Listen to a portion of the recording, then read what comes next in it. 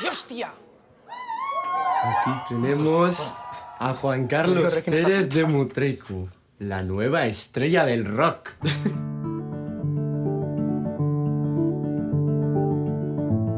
Cuando se han hecho cosas así que a mucha gente ha sido muy importante, alguien lo ha pasado mal. En este caso, el que lo pasaba mal era yo.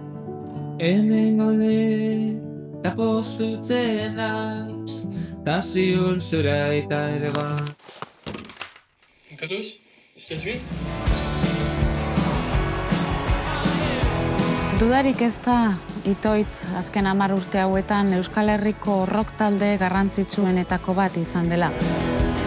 Bueno, jakitzia noiz kokatu behar dezun histori bat, hori etaten dut dala intuizioakin pizkat jokatzea, ez?